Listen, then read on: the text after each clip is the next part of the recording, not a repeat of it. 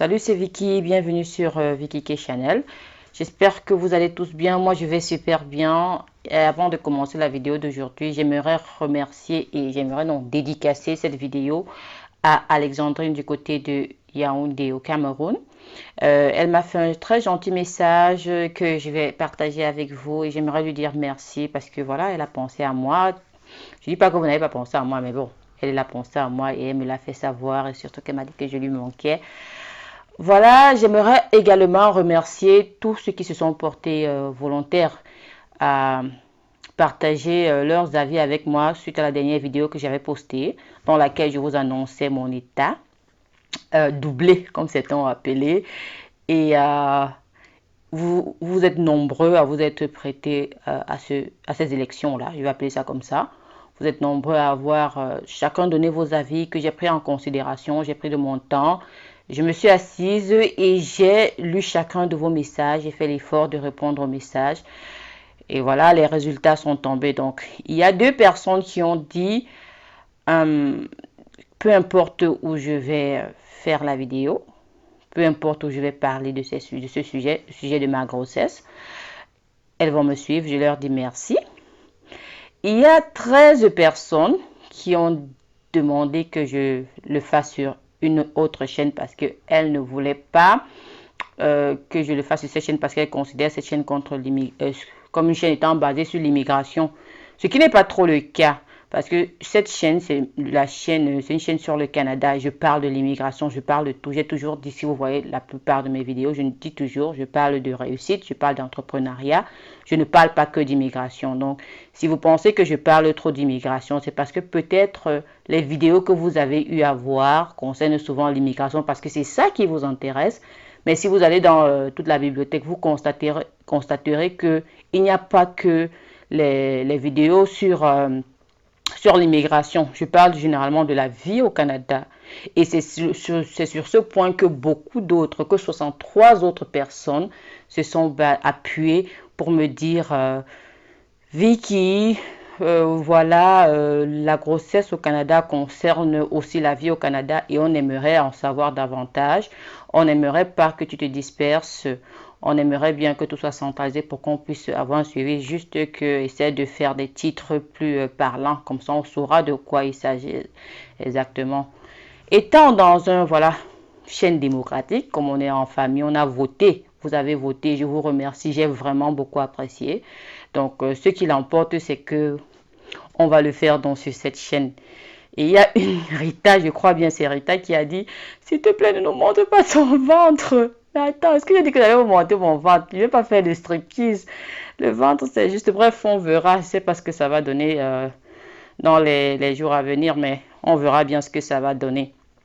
Donc, le résultat sera, je vais carrément faire une playlist qui va concerner la grossesse. Donc, lorsque je vais parler de grossesse, d'accouchement au Canada, je ferai l'effort de le mettre dans une playlist à part, comme ça, pour que vous puissiez facilement manipuler la chaîne lorsque vous allez faire les recherches. Ce sera plus facile de retrouver les différentes vidéos. Donc, dans la vidéo d'aujourd'hui, je vais parler donc de la grossesse. Ce que vous devez déjà savoir, c'est que je ne suis pas enceinte, je suis à la fin de mon deuxième trimestre. Et je n'ai pas voulu en parler auparavant parce que, comme vous savez, je ne savais pas ce que je devais faire. En plus, je ne me sentais pas bien. Je n'ai pas eu un début de grossesse très facile. C'est pourquoi je n'étais pas trop présente. Et même quand je l'étais, il fallait que je prenne sur moi et que je camoufle que je ne me sentais pas bien. Mais certains doivent l'avoir remarqué. Aujourd'hui, ça va, on en parlera. Dans la vidéo d'aujourd'hui, je vais partager avec vous les avantages et les inconvénients d'accoucher au Canada, comme certaines personnes m'ont demandé. Déjà, le premier avantage que je vois comme ça, qui me vient à l'esprit, c'est le suivi médical. Le suivi médical, même s'il y a des améliorations à faire, il est très bien. Pourquoi? Parce que déjà en termes de nausées, pour ceux qui ont accouché et ceux qui vont accoucher, vous savez, on parle toujours de nausées, vous allez cracher par-ci, vous avez le cafard, le ventre qui tourne, c'était mon quotidien dans le premier trimestre, jusqu'à présent d'ailleurs. Au Canada, il y a un médicament contre les nausées, donc si vous êtes enceinte au Canada, vous pouvez demander quand vous le prescrivez, votre médecin doit savoir le nom Vous savez qu'on ne se fait pas, on ne n'achète pas les médicaments comme ça, donc on peut vous le prescrire. Et aussi les examens qu'on fait à partir du deuxième trimestre de grossesse pour savoir si l'enfant a un problème, si l'enfant a un syndrome, le syndrome de Down et des trucs comme ça là. Donc ça c'est un avantage, le premier avantage que je peux partager avec vous aujourd'hui. Le deuxième avantage, c'est la gratuité des soins jusqu'à l'accouchement, jusqu'après accouchement. Tout est gratuit, quoi. Je ne vais rien payer, je ne paye rien, les échographies et tout ce qui va avec les examens de sang et tout. Je n'ai rien payé et je ne vais rien payer jusqu'à ce que j'accouche et jusqu'à ce que pour les vaccins de l'enfant. Tout est entièrement financé par le gouvernement. Le troisième avantage, ça concerne l'enfant. L'enfant qui naît au Canada est canadien, il est citoyen canadien. Et c'est d'ailleurs pour cette raison que beaucoup de femmes vont venir, celles qui ont les moyens bien sûr, elles veulent venir accoucher ici au Canada pour que leur enfant puisse avoir puisse bénéficier de ces soins-là. Donc c'est facile comme ça et ça permet à l'enfant de pouvoir se déplacer de par le monde sans visa ou sans trop complications de visa. Par exemple, vous êtes en Afrique, vous voulez venir, mais c'est compliqué. Pourquoi? Parce qu'il y a des demandes de visa. L'enfant qui va naître au Canada donc, est canadien. Donc l'enfant qui est dans le ventre, il est canadien. Pourtant, moi, je ne suis pas encore canadienne. Ça, c'est de l'injustice. En Europe, lorsque tu accouches un Européen, tu deviens européenne. Mais au Canada et aux États-Unis, ce n'est pas le cas. Ça, c'est pas juste. Maintenant, il y a aussi... le prochain point, c'est les allocations. L'enfant qui naît ici, là, il y a des allocations familiales. Donc, par mois, par exemple, dépendamment du revenu de la famille, vous allez avoir un peu d'argent qu'on va vous donner. Je dis un peu d'argent, pourquoi? Parce que ceux qui ont un gros revenu n'auront pas le même montant que ceux qui ont un petit revenu. Donc, ça peut aller même jusqu'à 500 $ si vous êtes étudiante. Ça peut aller, vraiment, c'est beaucoup. Mais au Québec, c'est encore plus parce que pardon, au Québec, ils ont les allocations que le gouvernement du Québec leur donne et les allocations que le Canada fédéral leur donne. Ça fait que pour un enfant, ils ont 2 allocations. Donc, vous comprenez bien qu'il y a certains qui vont juste vouloir accoucher. Quand vous êtes famille nombreuse, vous avez encore d'autres avantages. C'est pourquoi beaucoup de gens aiment accoucher, quoi. Donc, ça, c'est un autre avantage. Outre le fait que les soins de santé sont gratuits pour l'enfant, logiquement. L'éducation aussi est gratuite jusqu'au lycée. Après le lycée, ça devient payant à l'université. Vous savez comment c'est cher. Ce n'est pas cher que pour vous, c'est cher même pour les Canadiens. C'est pourquoi certains Canadiens n'arrivent même pas à financer les universités. Ils sont obligés de prendre des crédits ou carrément à arrêter. L'autre point que je vais partager avec vous, l'autre avantage, c'est le congé de maternité. Le congé de maternité ici au Canada est payé jusqu'à 1 an et demi. Donc, lorsque je vais accoucher, j'aurai 1 an et demi qui seront payés, quoi. Mais pour cela, vous devez avoir travaillé un certain nombre d'heures. Ce n'est pas d'office comme ça que parce que j'ai accouché, on va me payer pendant 1 an. Non, vous pouvez rester à la maison. Différemment, par exemple, en Afrique, je sais que c'est souvent 3 mois. Ici, c'est 1 an et 6 mois. Du côté de l'Ontario. Et ce que vous devez savoir aussi au Canada, c'est que ces congés de maternité peuvent être partagés entre le père et la mère. Donc, le couple peut choisir, par exemple, de dire, OK, je prends 6 mois ou je prends 9 mois. La maman prend 9 mois et le papa prend les 9 prochains autres mois. Ça dépend de vous. Vous pouvez manager.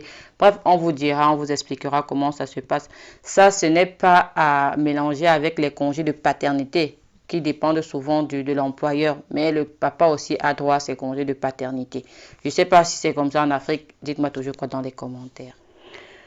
Je ne sais pas dans les autres provinces combien c'est. Si vous êtes dans une province au Canada et vous savez, vous pouvez toujours partager dans les commentaires. Mais au Québec, je suis sûre d'une chose, c'est payer jusqu'à 2. Vous pouvez avoir les congés de maternité jusqu'à 2 ans. Et pendant votre congé de maternité, votre employeur n'a pas le droit de vous mettre à la porte. Donc, votre emploi vous attend. Même s'il recrute quelqu'un qui va rester définitivement, lorsque vous retournez travailler, on doit vous trouver quelque chose à faire. Ils ne peuvent pas vous chasser. C'est interdit par la loi canadienne. Et les montants qu'on vous donne, ça dépend de votre revenu aussi. Donc, ça va aller jusqu'à 60% de votre revenu et 70% du côté du Québec. Ça, c'est ce que je sais. Donc, vous pouvez demander comme vous voulez, quoi. Mais il faut travailler un certain nombre d'heures. Donc, rassurez-vous, dépendamment de là où vous êtes, combien d'heures vous devez travailler pour pouvoir bénéficier du congé de maternité payé pendant plus d'1 an, quoi. Et une autre chose qui est très bien ici au Canada, pour accoucher au Canada, c'est l'assistance. J'ai entendu dire, j'ai des amis qui ont accouché, j'ai vécu au Cameroun par exemple, je sais que là-bas, les infirmières ne sont pas souvent très gentilles. Lorsque tu es en train d'accoucher, elles vont peut-être t'insulter, tout ça. Ici, ce n'est pas le cas. Ici, l'assistante, les infirmières, on te prend vraiment comme le bébé qui est né. Tu as juste envie d'accoucher. Parce que lorsque j'ai accouché mon premier bébé, c'était pas la rose. J'en parlerai dans une autre vidéo, en story time. C'était vraiment pas la rose, mais j'ai été vraiment très bien assistée. J'étais très bien entourée. Et après même l'accouchement, dépendamment de tes besoins, on peut t'envoyer une infirmière à la maison qui va venir faire le suivi. On t'apprend à allaiter, comment allaiter pour ne pas avoir des crevasses, tout ça. C'est ce que j'apprécie ici, quoi. Donc ça, c'est les avantages que je voulais partager avec vous sur le fait d'accoucher au Canada. Bon, je ne saurais parler des avantages sans parler des inconvénients. Quels sont donc les inconvénients d'accoucher ici au Canada? Les inconvénients, est-ce qu'il y en a vraiment? Oui, on peut parler, je peux parler, je vois comme ça. Déjà, la procédure médicale est lourde. Imaginez-vous que pour accoucher, pour faire tu dois être suivi par ton médecin de famille. Et après seulement pour faire une échographie, on doit t'envoyer ailleurs dans un centre faire l'échographie. Et c'est un autre jour, il faut appeler pour prendre rendez-vous. Pour avoir un gynécologue, il faut chercher le gynécologue. Et le gynécologue, si tu as un gynécologue en tête, tu peux l'appeler, il te dit qu'il ne te prend pas. Il est saturé, il a déjà trop de patients. Donc ça, c'est un peu la difficulté. Alors qu'en Europe, par exemple, c'est ton gynécologue qui fait, par exemple, tout. Et tu vas chez ton gynécologue, il a son échographie. Donc tu vas, tu entres et tu ressors et c'est fini, quoi. Il te suit à la lettre. Mais ici, c'est trop, la procédure est lourde. Moi, c'est mon point de vue personnel, hein. Je ne sais pas si c'est comme ça au Québec, mais ça, c'est mon point de vue personnel. Et la deuxième chose, c'est le coût pour les étrangers. Accoucher ici est très cher lorsqu'on n'a pas le statut de résident permanent au moins. Ou lorsqu'on n'a peut-être pas une assurance, ça devient très cher d'accoucher. Donc vous devez vous acquitter des frais de votre poche et ça c'est lourd parce que ça coûte cher la santé au Canada lorsqu'on n'a pas un statut de réfugié, même pas de réfugié, lorsqu'on n'a pas un statut de résident permanent de nationalité canadienne. Et l'autre gros inconvénient pour nous Africains, surtout nous qui n'avons pas de parents ici. Quand je dis nous, bon, moi encore j'ai ma famille ici.